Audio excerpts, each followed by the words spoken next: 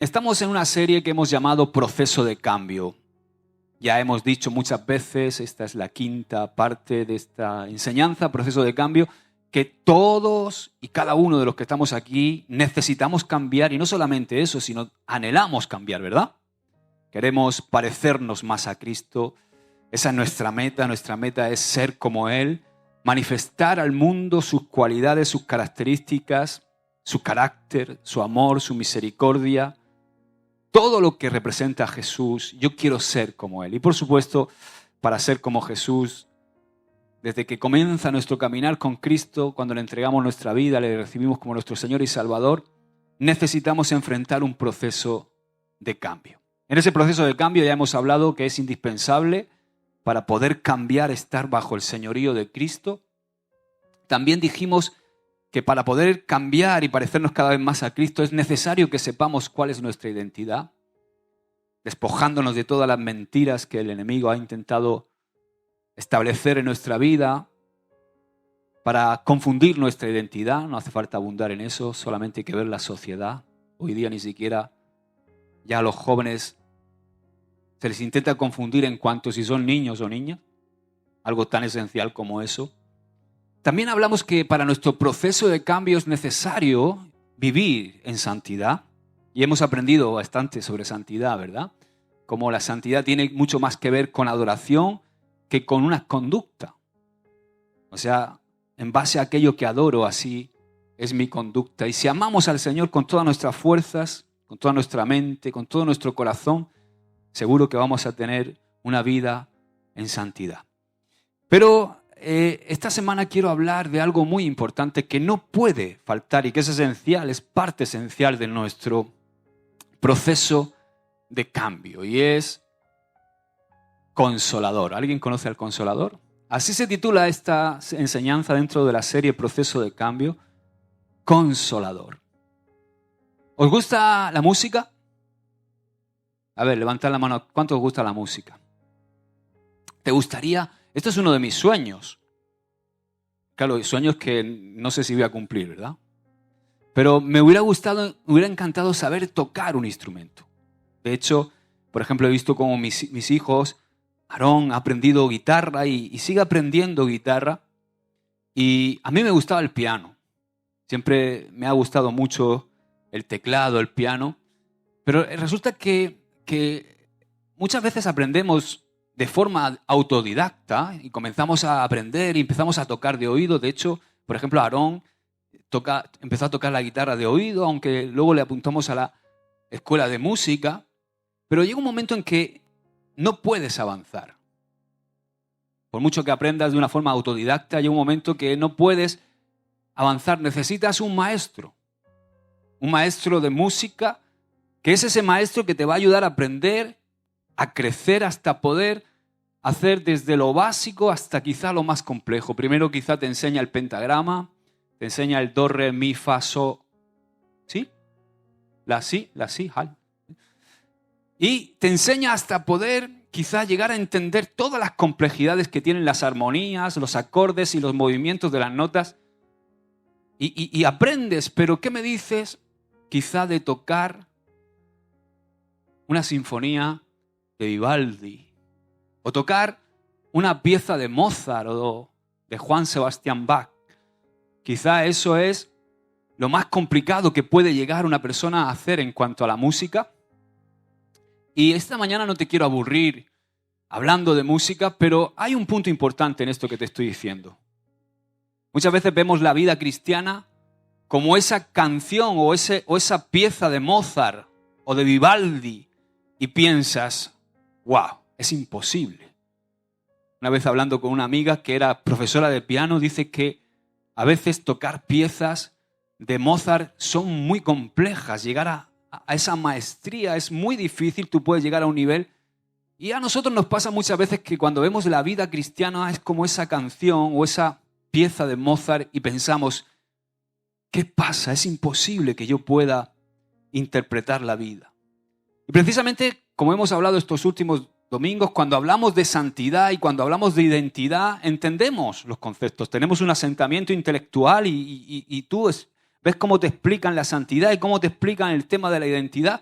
y logramos entender los conceptos, pero simplemente muchas veces no logramos vivirlos. O sea, entendemos los conceptos, pero no logramos interpretarlos.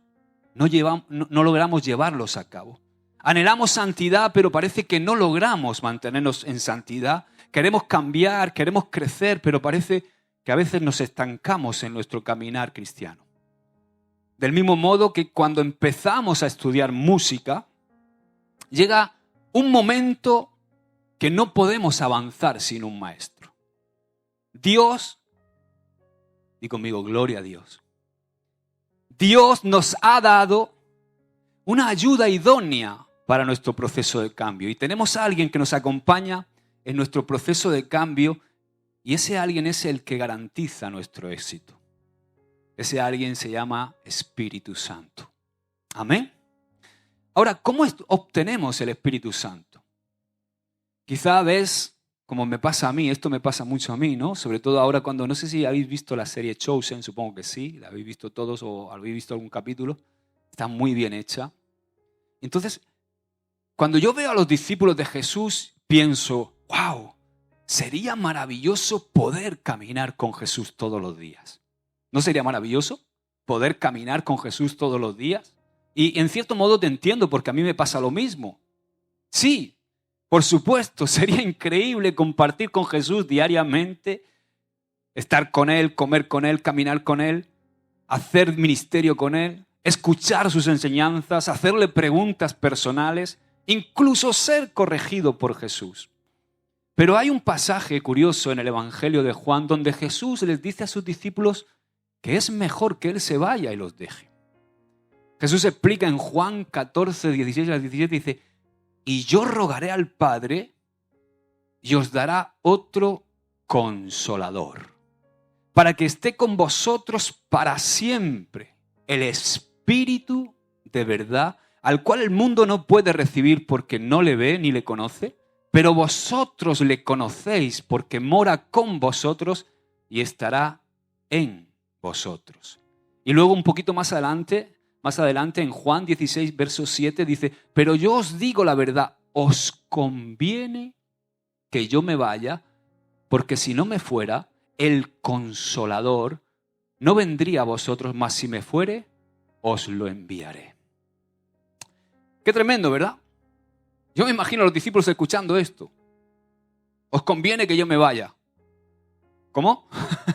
¿Verdad? Claro, Jesús se humanizó, se encarnó, se hizo hombre.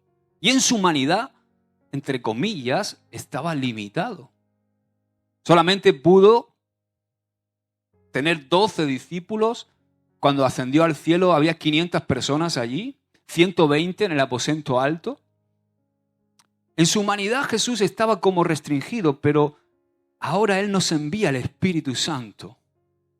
Y a través de su Espíritu, Él puede estar en cada uno de nosotros con su iglesia. Entonces, cuando tú lees los capítulos del 13 al 17 de Juan, Jesús habla mucho de este Consolador. El Consolador es el Espíritu Santo. Cuando hablamos de cómo obtenemos el Espíritu Santo, lo primero que tenemos que entender es que el Espíritu Santo es un regalo de Dios.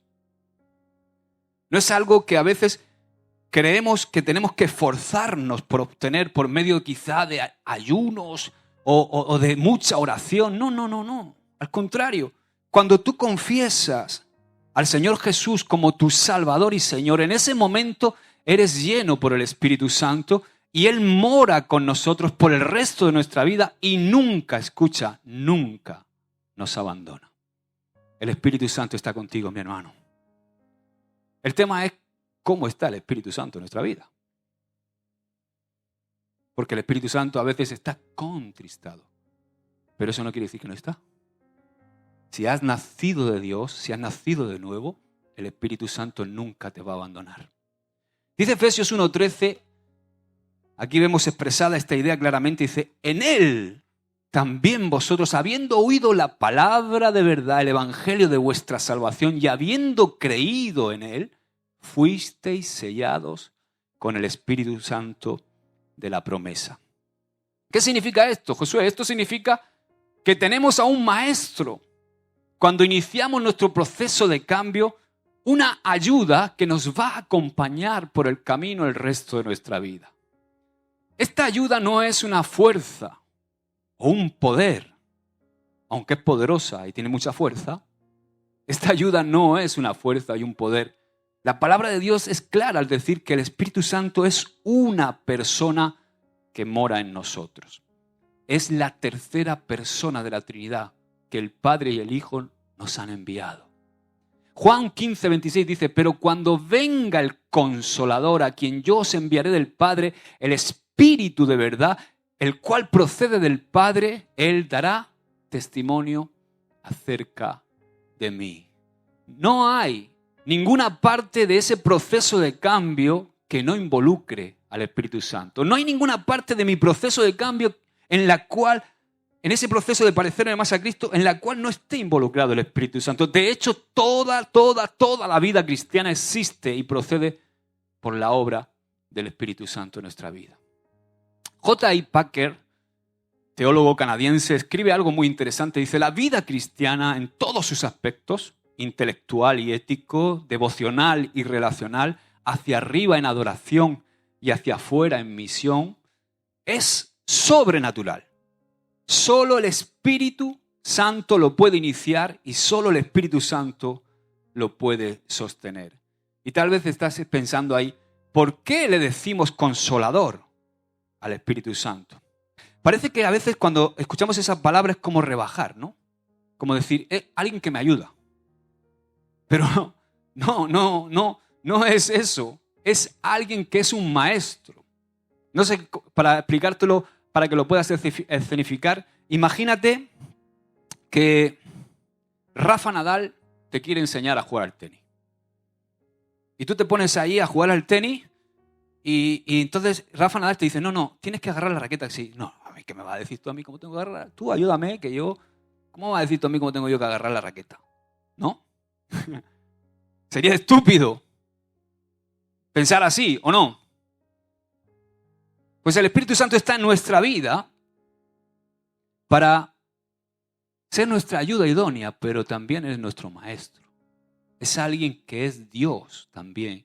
Es alguien a quien le debemos adoración, y no solamente adoración, sino que también obediencia. La palabra que Jesús usa es paracletos. Y esa palabra da a entender que es una ayuda que ha sido enviada a la par nuestra para caminar con nosotros siempre. Por ejemplo, déjame que lo escenifique. Aarón, ven un momentico. Ponte aquí a mi lado y agárrame, ¿no? Entonces, el Espíritu Santo es como Aarón. Ahora mismo, ¿habéis visto cómo está conmigo? ¿No? Es como Aarón. Como Aarón me tiene agarrado ahora mismo. Y él ha venido para quedarse. Para estar conmigo en mi caminar. Entonces, yo estoy caminando y el Espíritu Santo va siempre conmigo. Siempre. Es mi paracletos. Entonces resulta que el Espíritu Santo estoy por tomar una decisión, no sé si izquierda o derecha, y el Espíritu Santo me dice derecha. ¿No? A ver, dímelo. No. Y así estamos muchas veces, ¿no? El Espíritu Santo quiere llevarnos hacia la derecha, pero llega un momento en que el Espíritu Santo, incluso cuando vamos a la izquierda, nos suelta y nos acompaña. Aun cuando nos equivocamos. Porque está para recogernos, ¿no? Y recoger los pedazos y volverlos otra vez a llevar a su sitio. Así es el Espíritu Santo. El Espíritu Santo te acompaña a todos lados. ¿Verdad? Está siempre contigo. No, parece que eres tú que me siga a mí, ¿no? ¿Entiendes un poco como lo he escenificado, verdad? Gracias, Aarón, cariño.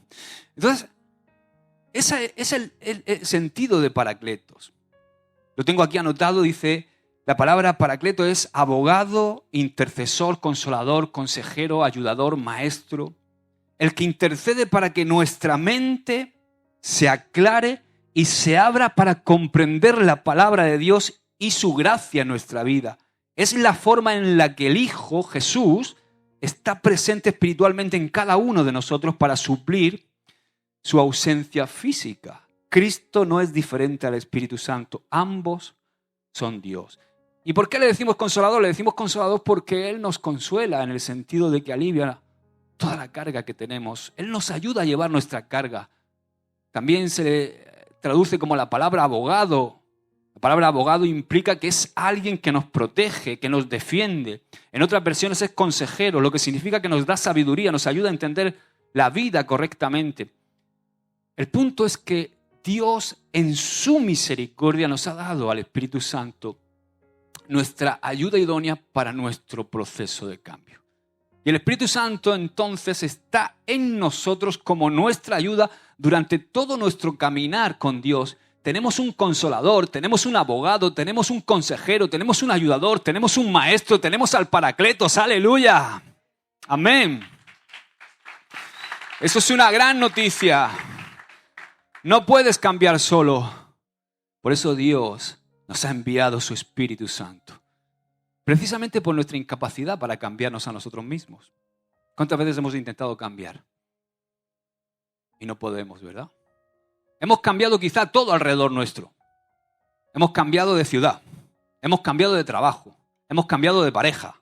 Hemos cambiado, no sé, de amistades.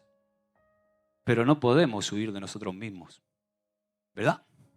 Esa obra de cambiar nuestro interior solamente la puede hacer el Espíritu Santo. Dios nos ha dado esa ayuda idónea que nos acompaña a lo largo de todo ese proceso de cambio. Ahora yo quiero que veamos qué hace el Espíritu Santo. Tener una ayuda realmente solo te ayuda si sabes lo que hace esa ayuda. ¿No? ¿No te ha pasado? A mí me ha pasado un montón de veces. Tener algo, quizá en tu coche. No sé si te ha pasado en tu coche. Estás en tu coche y resulta que toda la vida estás... A mí me pasó después de 3 años de tener el coche. Me bajaba en el aparcamiento y decía, ay, tengo que meter los retrovisores para que no... No sé si lo sabes, ¿no? Y resulta que un día le doy al mando del coche, mantengo pulsado 3 segundos el mando y hace los retrovisores. Digo, ahí va. Toda la vida metiéndolos con la mano y resulta que hay un botón que le doy y se cierra solo. ¿Verdad? Solamente puedo obtener esa ayuda si sé que está esa ayuda. Si sé cómo se hace. Entonces, tener una ayuda realmente no te ayuda si no sabes lo que hace. Entonces, solamente podemos entender la obra del Espíritu Santo si sabemos realmente lo que hace. Y es lo que vamos a ver ahora. Solemos tener mucha confusión con el Espíritu Santo. Muchos son los que ven al Espíritu Santo como la fuerza de la guerra de las galaxias. ¿Verdad? Que la fuerza te acompañe. El lado oscuro de la fuerza, el lado blanco, el luminoso de la fuerza, ¿no? No soy yo muy experto en la guerra de las galaxias, aunque he visto todas las películas, pero hay gente que lo ve así, ¿no? Como la fuerza de la guerra de las galaxias. En lugar de verlo como lo que realmente es, como una persona que opera de diferentes maneras en nuestra vida. El Espíritu Santo es una persona real, y no solamente es una persona real, es Dios. Y Él habita en nosotros y está obrando, haciendo aquellas cosas que le corresponde hacer. Entonces la Biblia nos revela varias cosas que el Espíritu Santo hace. Número 1, el Espíritu Santo revela nuestro pecado. Esto es muy importante. Dijimos que una parte esencial de nuestro proceso de cambio es hacer guerra contra nuestro pecado. Pero hay algo que a veces estamos dando por sentado y es que creemos que sabemos claramente cuándo hemos pecado o de qué manera hemos pecado, pero eso no es real, porque solemos tener un problema y es que tenemos ceguera espiritual. Aunque creemos que la pena del pecado ha sido pagada y que hemos sido redimidos, seguimos muchas veces luchando con los efectos del pecado en nuestra vida. Entonces, uno de esos efectos es precisamente la ceguera espiritual, ceguera que nos impide ver en las maneras en que hemos pecado. Tú dirás, bueno, yo tengo más o menos identificado. Pero, por ejemplo, te voy a poner un ejemplo. Te voy a decir algo. Llegar tarde siempre a los sitios es pecado.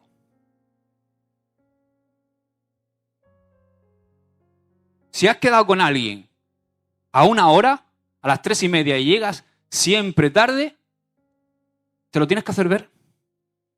Si tú llegas tarde a los sitios, te lo tienes que hacer ver. Ahora, no quiero que caigas en condenación, un día te puedes llegar tarde, ¿entiendes? Pero si es una costumbre en tu vida, si es algo que ya es un hábito. No, es que tenía que la maleta y no sé qué. ¿Es que no lo sabías ya antes? ¿Entiendes lo que te quiero decir, verdad? O sea, a veces no somos capaces de ver, porque claro, los pecados de bulto los vemos enseguida. Pero en los pequeños detalles tenemos ceguera espiritual. Y esa ceguera espiritual nos impide ver las maneras en que pecamos. Y ahí es donde el Espíritu Santo obra en nosotros. A mí, por ejemplo, yo oí a mi pastor Fernando decir, llegar tarde es empezar mal. Y se lo oía decir y decía, tiene razón. Tenemos que ser íntegros, tenemos que, sin llegar a la condenación, ¿me entiende lo que digo, verdad? Porque hay momentos y circunstancias, pues ya está, que a veces pasan. Pero yo lo escuchaba y decía, tiene razón este hombre, pero siempre llegaba media hora tarde a la iglesia. Siempre. Llegaba media hora tarde. Puedes llegar 1 minuto, 2 minutos, 5 minutos tarde, pero yo llegaba a media hora, ya. Es que era algo crónico. Era algo ya que me lo proponía en mi cabeza, tenía el asentamiento intelectual, decía, wow, tengo que llegar temprano, pero llegaba tarde. Y ¿sabes? No fue el pastor, aunque el pastor, yo entendía lo que me decía, sino fue el Espíritu Santo, el que al final me lo reveló un día. Y entonces me di cuenta de que estaba ciego realmente y que no estaba entendiendo que eso era una parte esencial de mi cristiandad, de mi caminar con Dios, de un testimonio para los demás y que era muy importante para mantenerme en santidad. Entonces, ahí es donde el Espíritu Santo de repente abre nuestros ojos. Dice Gálatas 5:17 que el deseo del Espíritu es contra la carne. Muchas veces llegamos tarde porque Satanás nos envuelve, ¿no? Es nuestra carne, que nos gusta dormir una vuelta más. En Juan 16:8 Jesús dice que el Espíritu convencerá al mundo de su pecado. En el Salmo 139, versos 23 y 24, David le pide a Dios que escudriñe, que le pruebe para ver si en él hay un camino malo. Entonces, una de las cosas que el Espíritu Santo hace es ayudarnos a identificar nuestro pecado. ¿Recuerdas alguna vez cuando pecaste y sentiste que tenías que arrepentirte de ello? ¿Lo recuerdas o no? Eso no solamente es tu conciencia, es porque el Espíritu Santo te está convenciendo de pecado. Así que número 1 de las cosas que el Espíritu Santo hace es revelar nuestro pecado. Lo segundo que el Espíritu Santo hace es iluminar la palabra de Dios, iluminar la Escritura. O sea, tú y yo no podemos cambiar si no es por medio de la meditación de la Escritura. La Biblia es la revelación de Dios para el hombre y en ella se revela tanto el plan que Dios tiene para el mundo como se revela su persona, se revela su naturaleza, se revela su moral, su bondad y se revela su amor y misericordia. Entonces, como hemos aprendido la semana pasada sobre la santidad, cuando hablamos sobre santidad, la verdadera santidad es amar a Dios sobre todas las cosas. Pero ¿cómo vas a amar a Dios si no lo conoces? ¿Cómo podemos amar a alguien que no conocemos? Es difícil, ¿verdad? La manera en la que conocemos a Dios es por medio de su palabra y el Espíritu Santo es quien nos ilumina la palabra. En la carta de 1 Corintios, capítulo 2, verso 12, se nos explica lo siguiente y es: no hemos recibido el espíritu del mundo, sino el espíritu que proviene de Dios para que sepamos lo que Dios nos ha concedido. Segunda de Timoteo 3:16 dice que el Espíritu Santo inspiró la Escritura. Y si es Él el que la ha inspirado, ¿quién mejor que Él para hacérnosla entender? ¿Verdad?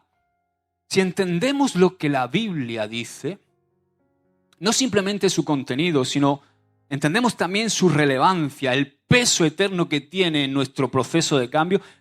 Eso no es porque somos muy listos. Eso es debido a que el Espíritu Santo está obrando en nosotros para que podamos ver con claridad la palabra de Dios. De hecho, una de las maneras en las que el Espíritu Santo contrarresta nuestra ceguera espiritual es ayudándonos a ver la verdad de la palabra.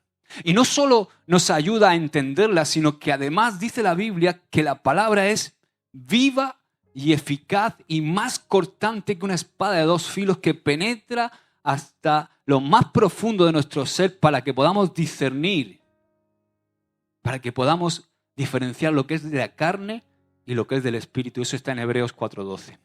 Entonces, cuando escuchamos la Biblia, por ejemplo, hoy, cuando escuchamos la palabra predicada, resulta que tú estás ahí sentado o yo estoy aquí incluso ministrando la palabra y la palabra entra, penetra en el corazón y resulta que de repente nos gozamos al ver la gracia de Dios al escuchar la palabra y viene en nosotros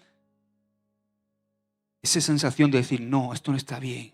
Entonces nos arrepentimos de nuestro pecado al escucharla. Eso sucede no por mí, ni por ningún predicador. Eso sucede por la obra del Espíritu Santo en tu vida. Ahora, lo tercero que hace el Espíritu Santo es, esto es muy importante, el Espíritu Santo siempre apunta a Cristo. Jesús, que es nuestro Rey, demanda que permanezcamos en Él para nuestro proceso de cambio. Es imposible cambiar si no permanecemos en Él. ¿Cómo lo hacemos si parece muchas veces tan fácil olvidarnos de Él?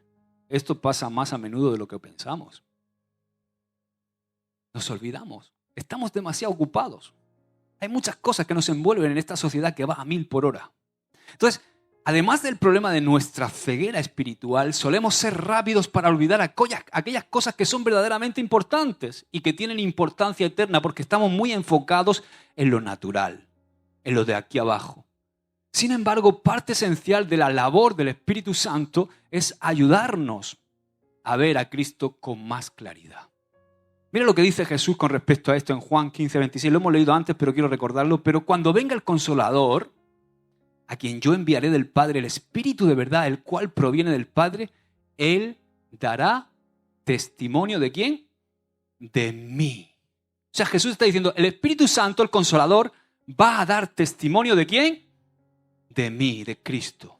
Entonces, el Espíritu Santo no obra principalmente para hacer su presencia vista y notoria. No, el Espíritu Santo obra para que nosotros veamos a Cristo con más claridad. Ese es uno de sus ministerios, revelarnos a Cristo, revelarnos al Hijo. A menudo, muchas veces en nuestras conversaciones acerca del Espíritu Santo, nos enfocamos en el Espíritu Santo cuando resulta que el Espíritu Santo no se enfoca en sí mismo, sino en dar testimonio de Jesús. Cuando nosotros contemplamos el Evangelio y pensamos en la hermosura de la obra de Jesús, es porque el Espíritu Santo está obrando en nosotros. Y no solo eso, el Espíritu también nos ayuda a parecernos más a Cristo. Mira lo que dice 2 Corintios 3, 17 y 18. Dice, porque el Señor es el Espíritu y donde está el Espíritu del Señor, allí hay libertad. Por tanto, nosotros todos mirando a cara descubierta como en un espejo la gloria del Señor, somos transformados de gloria en gloria en la misma imagen de Cristo, como por el Espíritu del Señor. O sea, el Espíritu Santo obra de una forma milagrosa en nosotros para que seamos transformados a la misma imagen de Jesús. Es como si el Espíritu Santo nos tomara en sus brazos de donde estamos hoy y nos llevara hasta la meta final. ¿Cuál es la meta final? Conocer a Jesús y ser como Él. Amén. Cuarto, la cuarta cosa que el Espíritu hace en nosotros, produce fruto en nosotros. No conozco a nadie que quiera carecer de virtudes tales como amor, paciencia, gozo, bondad. ¿Tú quieres tener todo eso? Yo no conozco a nadie que... No, yo no quiero tener amor, yo no quiero tener paciencia, yo no quiero tener gozo. Sin embargo, todos queremos tener eso, pero a menudo vemos estas características o cualidades como algo que simplemente tenemos que aprender o que tenemos que esforzarnos para adquirirlas. Y de allí, con ese esfuerzo y con ese aprender continuo, vamos a ser más amorosos, vamos a ser más pacientes o vamos a ser más gozosos. Por supuesto, sí, Sí, hay ciertos elementos de esfuerzo para que se manifiesten todas esas virtudes para nosotros los cristianos. Pero tenemos que ser consecuentes y saber que esas virtudes incluyen un proceso que es todo un milagro que hace el Espíritu Santo en nosotros. Pablo lo explica en Gálatas 5, dice que el fruto del Espíritu es amor, gozo, paciencia, benignidad, bondad, fe, mansedumbre, templanza. Y dice que contra tales cosas no hay ley. Estas virtudes son el fruto del Espíritu. Podemos vivir una vida llena de virtudes que honran a Dios sobre todas las cosas. Y es algo que el Espíritu Santo produce en nosotros. Eso no es algo que nosotros podamos producir. Esta es una excelente promesa. Amén. Piensa en ella un poco. Hay pocas personas que dirían que pueden ser buenos siempre o que pueden ser humildes. Sin embargo, estas son virtudes que el Espíritu Santo se encarga de formar en nosotros a la medida que caminamos con Él. Aún aquellas virtudes que no son tan naturales de nuestro temperamento pueden ser formadas por el Espíritu Santo en nuestra vida. Y esto es la obra maravillosa del Espíritu Santo. O sea, una persona que quizá es tendiente a la ira, al orgullo, a un montón de cosas, resulta que puede ser alguien humilde, que puede ser alguien lleno de gozo. ¿Has visto alguna vez alguna persona que siempre está amargada? Pues es increíble, personas que tienen un temperamento así, pero el Espíritu Santo transforma esas vidas. Eso solamente lo puede hacer el Espíritu Santo. Esto no significa que no tenemos responsabilidad nosotros. Jerry Bridget, otro teólogo, nos dice algo esencial. Nosotros cumplimos nuestra responsabilidad bajo su dirección y bajo su empoderamiento. O sea, nosotros tenemos una responsabilidad, pero es bajo la dirección del Espíritu Santo y bajo el poder que el Espíritu Santo nos da. Es como un cultivo. Cuando sembramos un árbol, un naranjo, tenemos responsabilidad, ¿verdad? Tenemos que sembrar la semilla, mirar que la tierra sea buena, ¿verdad? Observar el crecimiento, echarle agua, abonar la tierra. Todo eso es responsabilidad ¿de quién? Del agricultor. Sin embargo, ni siquiera que tú hagas todo eso va a garantizar que el árbol dé fruto. ¿Qué es lo que garantiza que el árbol da fruto? Que Dios lo ha creado con esa naturaleza para que dé fruto. ¿Entiendes, verdad? Pero si tú no ejerces tu responsabilidad, no vas a tener naranjas. Entonces, sí tenemos responsabilidad. ¿Cuál es la responsabilidad nuestra? La de cultivar nuestro corazón en las disciplinas espirituales. Y entonces es el Espíritu Santo el que se asegura de que tú y yo demos fruto. O sea, nuestra responsabilidad es cultivar la nueva naturaleza. Pero nosotros no somos responsables del fruto. El fruto lo da el Espíritu Santo. Porque esa naturaleza tiene el fruto del Espíritu. 5. La quinta cosa que el Espíritu Santo hace, Él nos da el poder, nos empodera para servir. Hay personas que cuando piensan en el Espíritu Santo solamente piensan en el concepto poder. Consideran que lo que el Espíritu Santo nos da es poder para vivir una vida cristiana, para usar nuestros dones, para hacer guerra contra el pecado, para vivir en santidad. Y todo eso es cierto. Aunque el Espíritu Santo es mucho más que solo poder.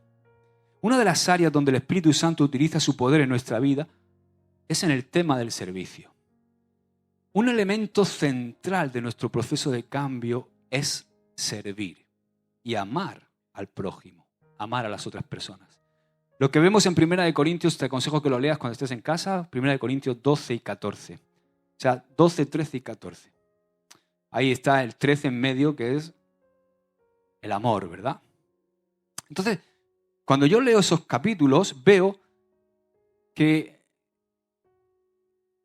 cuando alguien recibe el Espíritu Santo, también recibe ciertos dones del Espíritu. Estos dones se parecen a habilidades que se usan para servir principalmente a la iglesia y también para servir a todo el que está a nuestro alrededor, al prójimo. El servicio para el cual el Espíritu Santo nos dota va específicamente en función de nuestro proceso de cambio, y no solamente de nuestro proceso de cambio, sino del proceso de cambio de los que están a nuestro alrededor. Nuestros dones no son solo para servir a las personas de una manera general, sino que nuestros dones sirven para ayudar a las personas a parecerse más a Cristo. J.I. Packer también dice lo siguiente en su libro: los dones espirituales deberían definirse en términos de Cristo como poderes para expresar, celebrar, exponer y así comunicar a Cristo de una forma u otra, ya sea en palabra o en obra. De hecho, cuando hablamos del Espíritu Santo, a menudo pensamos solamente en los dones del Espíritu. Y sabes, yo me he dado cuenta que se han formado dos extremos o dos líneas de pensamiento que están contrapuestas cuando se trata de los dones del Espíritu Santo dentro de la iglesia. Hay algunos que han sobreenfatizado los dones y han reducido toda la obra del Espíritu Santo a eso, a darnos dones. Luego hay otra línea de pensamiento, otros que ignoran por completo los dones del Espíritu Santo y actúan como si el Espíritu Santo no tuviera nada que ver con nuestra capacidad para servir y para ministrar. Esos son dos errores. Lo más importante es que tú y yo reconozcamos que no es por nuestra inversión de tiempo, que no es por nuestras obras y palabras. Así no es como nos vamos a parecer más a Cristo. Es únicamente porque el Espíritu Santo nos ha empoderado por medio de los dones que Él nos ha dado. Y quiero terminar con algo. Y esto es algo que tenemos que... Lo sabemos ya y lo hemos hablado mucho, pero es algo que tengo que enfatizar. Y es que tenemos una guerra interna, cada uno de nosotros. A mí me gustan las películas de guerra, ¿y a ti? Bueno, aquí tenemos un militar, ¿no? Me gustan las películas de guerra, pero no porque me guste la violencia y el dolor que produce la guerra, no. Sino porque las películas de guerra siempre me trasladan al recuerdo visible de lo que es la vida cristiana. ¿Cuántos se consideran soldados de Cristo? Somos soldados de Cristo. A menudo pensamos que nuestro proceso de cambio se parece a un jardín o al crecimiento de una planta en un jardín bonito, pacífico, hermoso. Utilizamos ejemplos agrícolas para escenificar el crecimiento espiritual. Yo lo he hecho un montón de veces y tienen su componente, son una buena alegoría. Pero en realidad nuestro proceso de cambio, más que a un jardín tranquilo y precioso donde crece un árbol, se parece más a una guerra. Es más parecido a una guerra. Y hay un ejemplo que a mí siempre me llama la atención porque muchas veces no sabemos discernir que estamos en una guerra. Y hay un ejemplo en el Antiguo Testamento que se encuentra en 2 Samuel 11. Resulta que David, dice el verso 1, que aconteció al año siguiente, en el tiempo que salen los reyes a la guerra. ¿Qué era David? El rey de Israel. ¿Y qué hacían los reyes en ese tiempo? Estaban en guerra. Entonces, David, en el tiempo en que los reyes, siendo rey, salían a la guerra, resulta que David envió a Joab, uno de sus generales, con él a sus siervos, a todos los siervos de Joab y a todo Israel, y destruyeron a los amonitas y sitiaron Rabá. Pero David se quedó en Jerusalén. El rey, en el tiempo en que los reyes salían a la guerra, el rey, ¿dónde se quedó? En palacio, en Jerusalén. Y dice el verso 2, y sucedió un día, al caer la tarde, que se levantó David de su lecho y se paseaba sobre el terrado de la casa de Israel, real, y vio desde el terrado a una mujer que se estaba bañando, la cual era muy hermosa. Y ya sabéis lo que pasó, ¿verdad? Con David.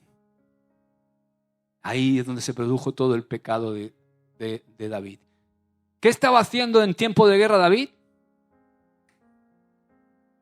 Estaba despistado.